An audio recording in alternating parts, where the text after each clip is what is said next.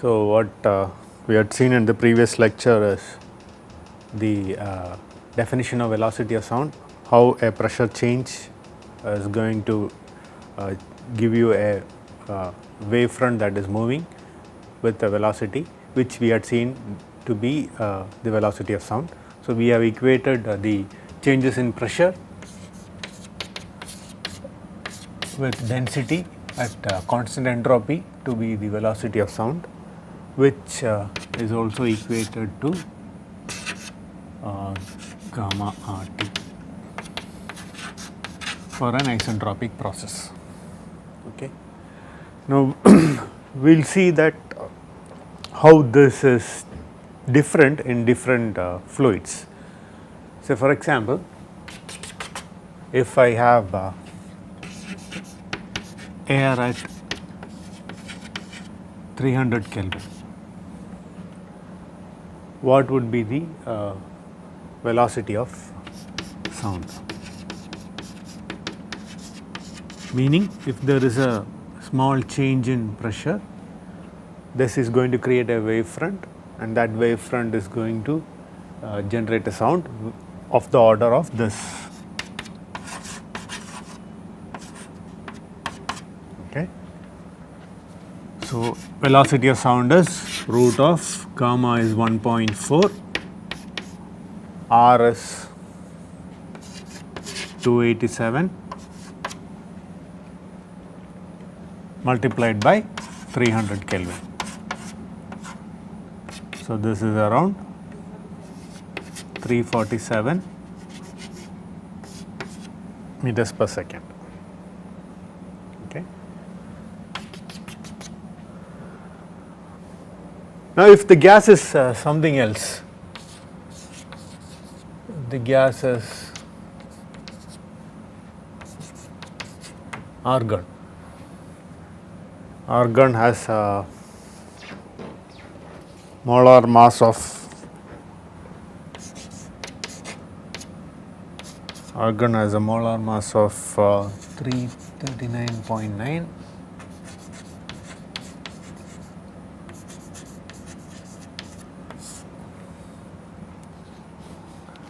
and the gamma is 1.667.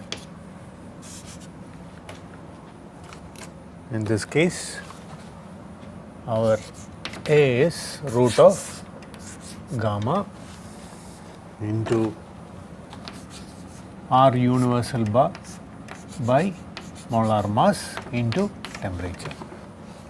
So, this R I have taken here is the specific gas constant, this is the universal gas constant. So, R bar by mm is the specific gas constant for argon. So, this is going to be around 322.8 meters per second. So, let us look at few other gases. Again, the temperature is 300 Kelvin. So, at 300 Kelvin we are comparing the velocity of sound at different gases. So, helium, the molar mass is 4.003 and gamma is again 1.667. So, your A is with this value substituted in this equation, the value is 1019.1 meters per second. If it is a gas called xenon, typically used at Xc, the molar mass is 131.3 and the gamma is again 1667. This would give me a speed of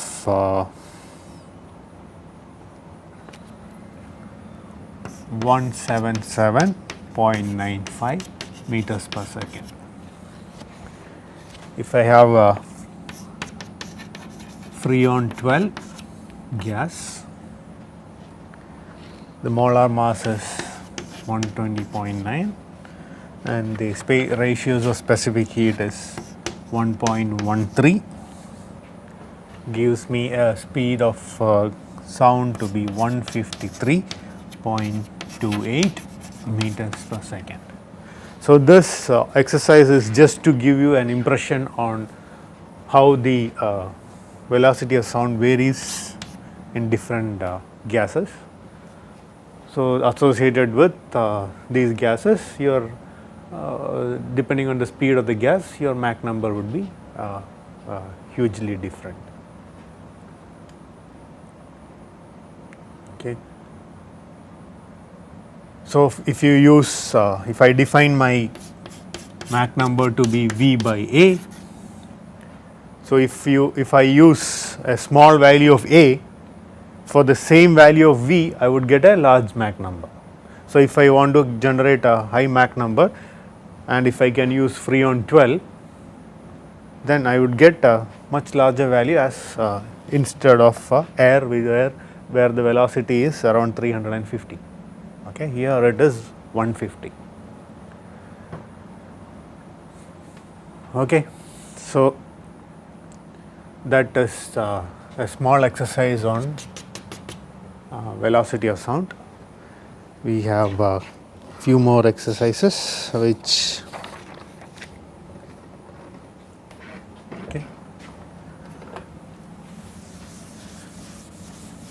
now I am going to see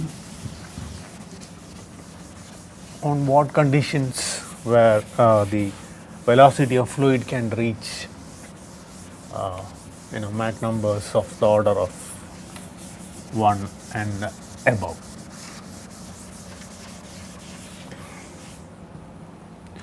So, I have a propeller .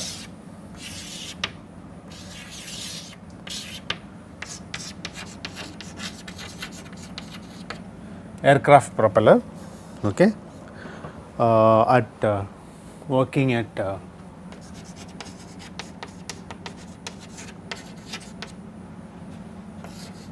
20 degrees Celsius. The diameter of the propeller is 2.5 meters. 2.5. Okay, so we have taken the value to be 2.5 meters. Okay. So the question is, so this is rotating at some RPM. The question is at what RPM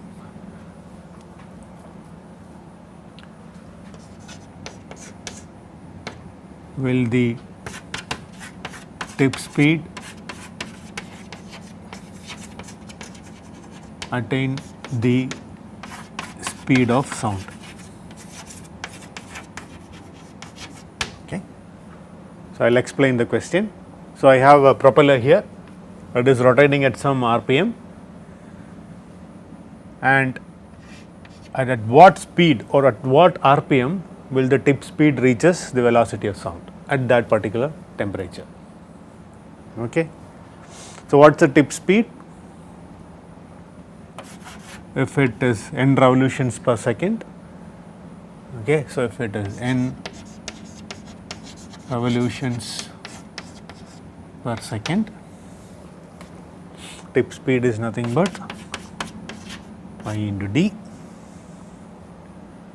If this speed reaches the velocity of sound, which is gamma r t.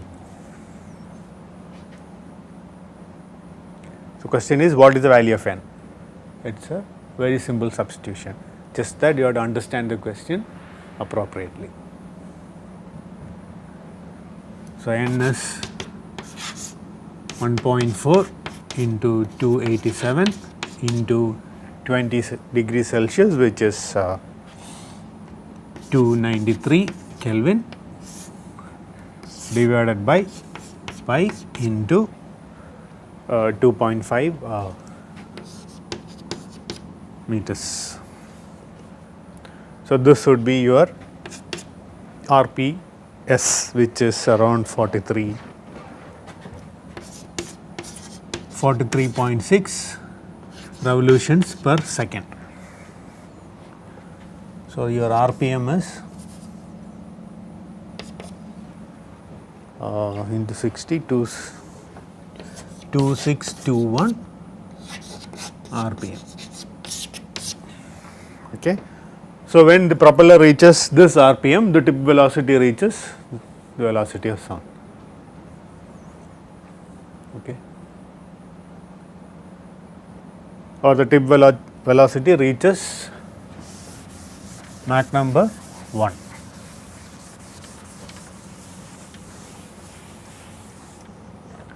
So, your tip Mach number is V by A is 1. If n is 2621 RPM.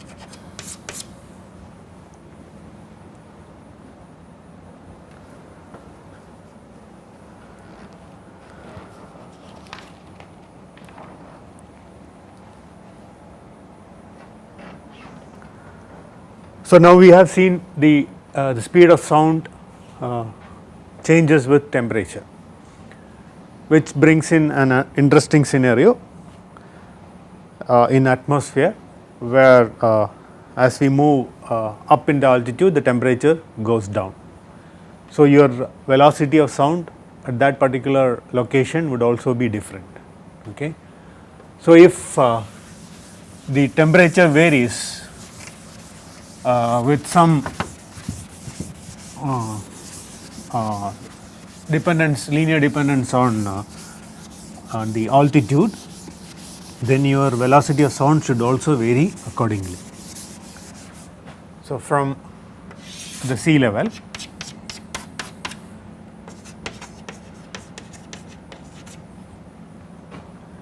when you go up, the T decreases. Okay. So, in the lower atmosphere, which is up to around 12-20 kilometers, so it's 12-15 kilometers, you can assume your temperature changes as this function. So, depending on the value of H from the sea level, your temperature changes according to this equation. So, the question is,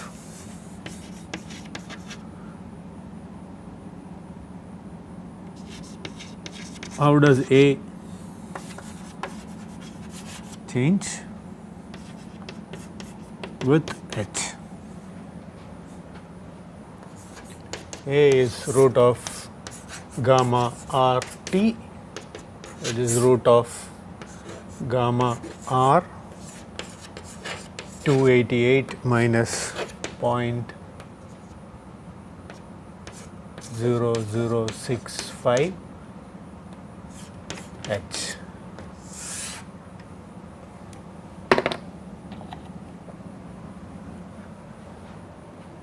So, A at sea level is nothing but gamma R 288,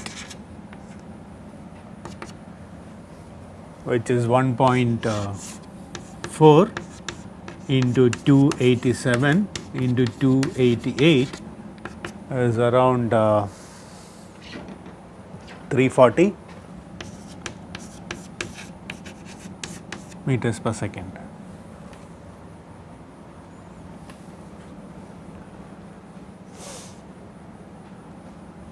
So, at A at 11 Kelvin, 11 kilometers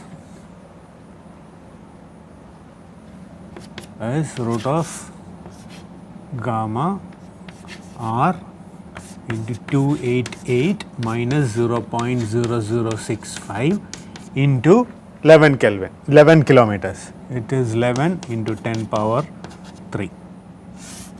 bracket close. So, this is approximately 294 approximately 295 meters per second.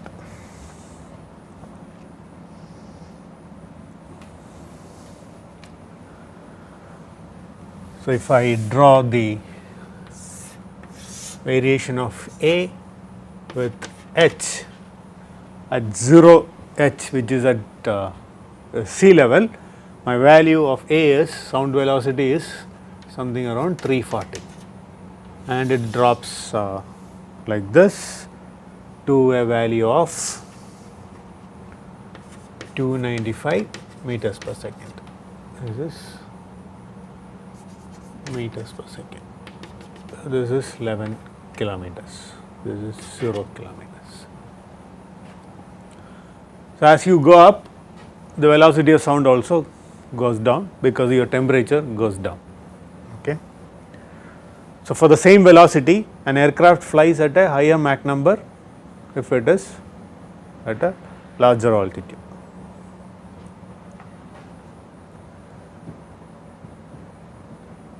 Which brings in the next question.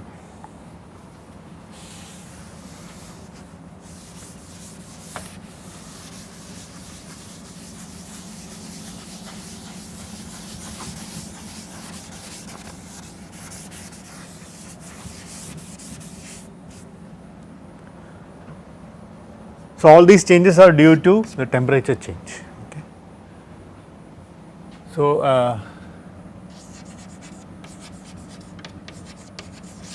an aircraft flies at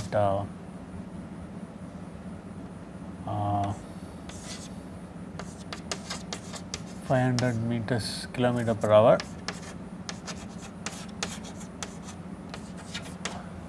at a height of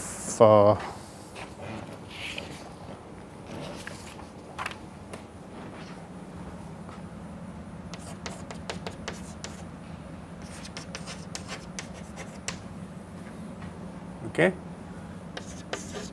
at 900 kilometer per hour at h equals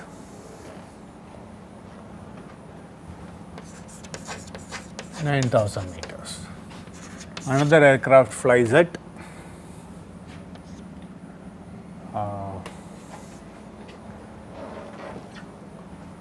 2,300 kilometer per hour at h equals 16,500 meters.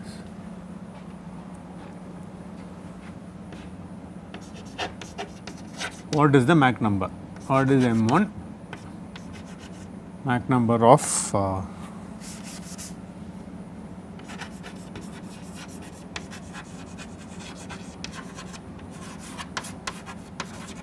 these aircrafts. Okay.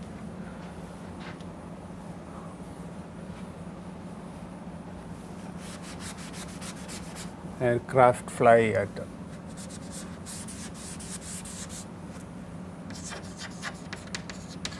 cruise at okay. So, aircraft is cruising at a constant velocity of 500 kilometer per hour at a height of 4,500 meters. What is the Mach number? Okay. So, for that we should know the temperature at 4,500.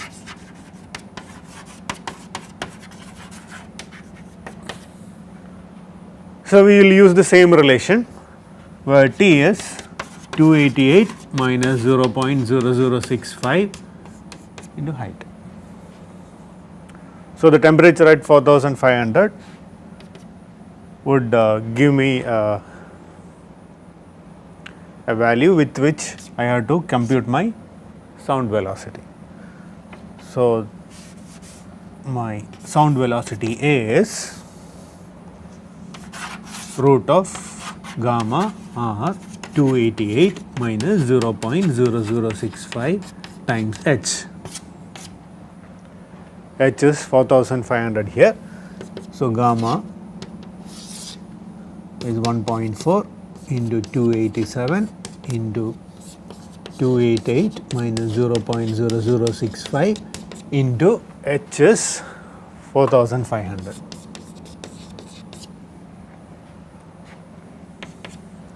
So, the A is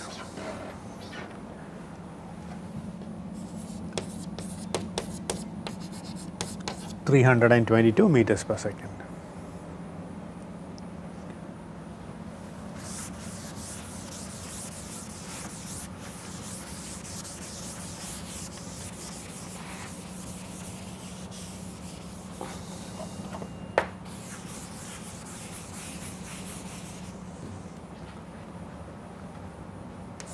So, the Mach number is velocity by A, velocity is 500 kilometer per hour is converted to meters per second divided by velocity of sound, which is 322 meters per second. So, this is a Mach number of around 0.45. So, the first aircraft is flying at a Mach number of 0.45 at a height 4500 if the speed is 500 km per hour. Likewise, you can find the Mach number of the second aircraft. V is 900 into 5 by 18 divided by root of 1.4 into 287 into 288 minus 0.0065 into H is 900 meters, 9000 meters. So, this would give me approximately the Mach number 0.82. So, the second aircraft flies at a Mach number of 0.82 at a height 9000 meters if it flies at 900 km per hour. So, the third one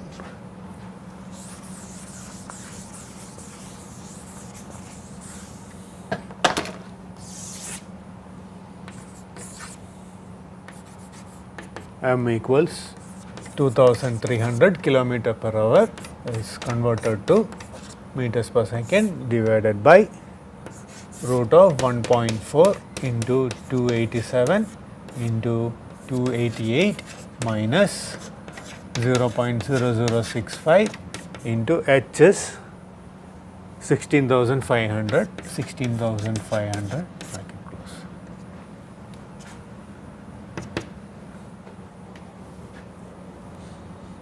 So, this is approximately 2.3.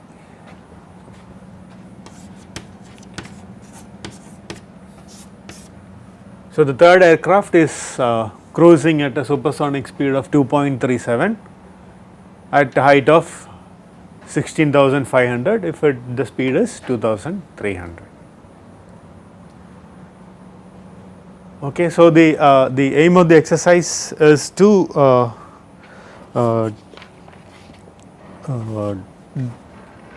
show the dependence of temperature,